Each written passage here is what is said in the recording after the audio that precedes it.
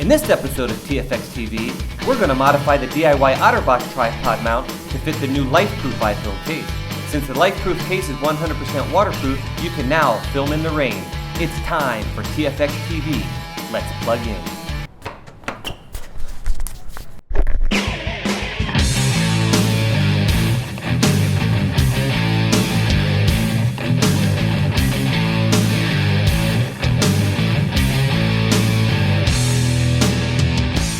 Hey everybody, this is Aaron Anderson with TFX TV.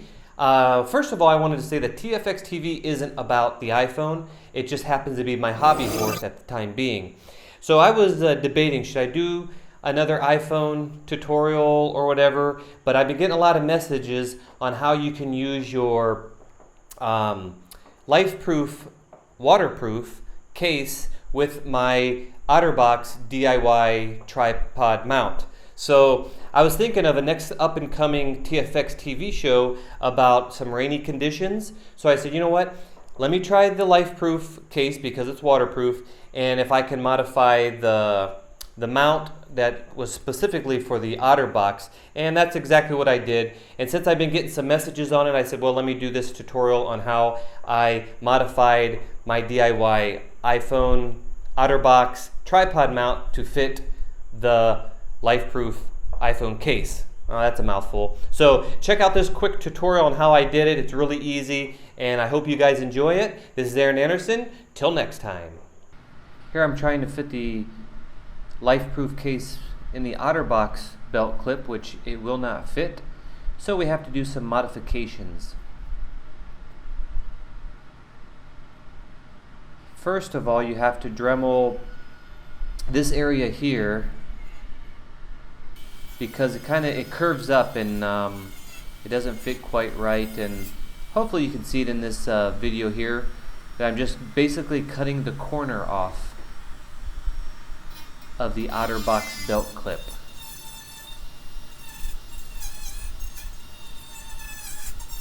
Went ahead and speeded it up here so it doesn't get too boring.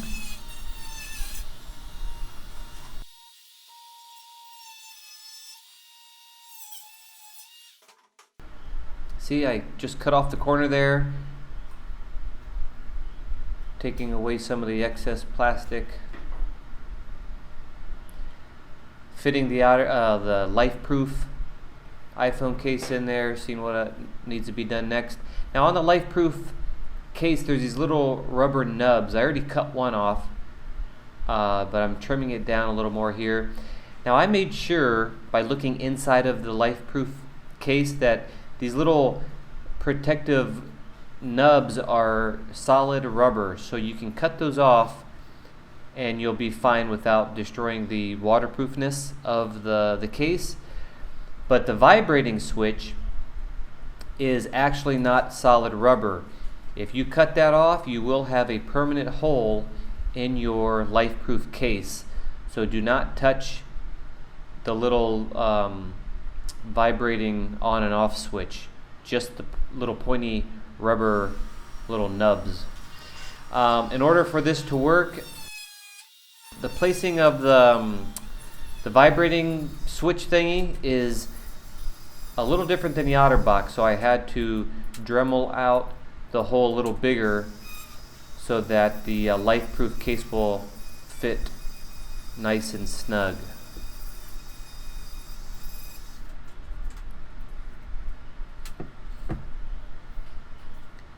I'm just finishing up here.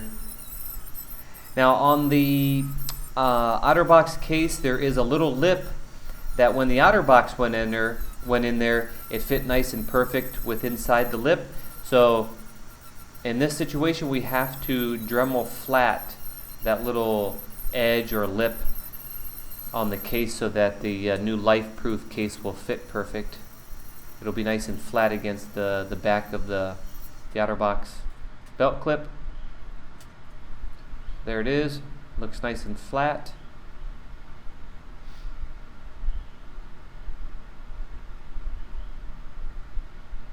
Just making sure it looks good before I move on. The LifeProof case is thinner and not as thick as the OtterBox. So So I had to get some foam that I bought at Walmart that comes in a package of, I don't know, like 8 pieces, different colors, and it has a sticky back. You're looking at the sticky side here. And what we got to do is draw a little line here and cut ourselves a piece to put at the bottom of the OtterBox belt clip so that our LifeProof case fits nice and snug. If you don't do this step, your LifeProof case will just be flopping around in there and it will fall out really easy. So I'm just sizing it up. Here it's a little too wide, so I gotta cut a little thinner.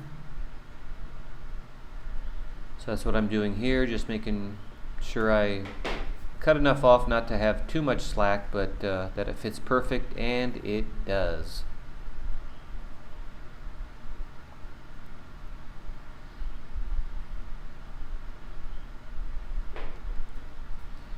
So it's too long, I just got to cut a little piece off here.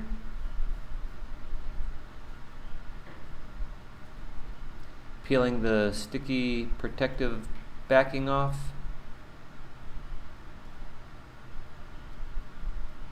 Sorry, it was kind of off camera here. I do these tutorials on the fly. I very rarely have time to do a really good job here, so I apologize for it being off camera there, but self-explanatory, just stick it on the bottom there. Make sure you leave space to where that little vibrating on and off switch goes. The part I cut off, I am sizing it up right now. That's going to go in the corner so that the LifeProof case fits nice and level.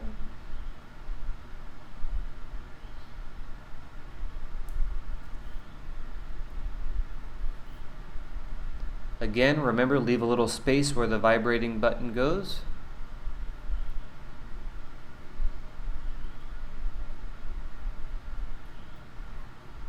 And push it down and make sure it's nice and sticking there. So here I am putting the LifeProof case in. All you got to do is push up on the flap, the top little flap there. Push it in, nice and flat. It's perfect, and it's really tight in there.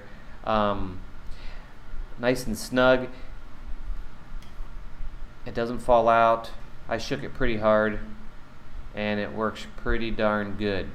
So there you have it. Hope you guys enjoyed this. If you have any questions, please leave some comments and go to my website at trinityfxmg.com.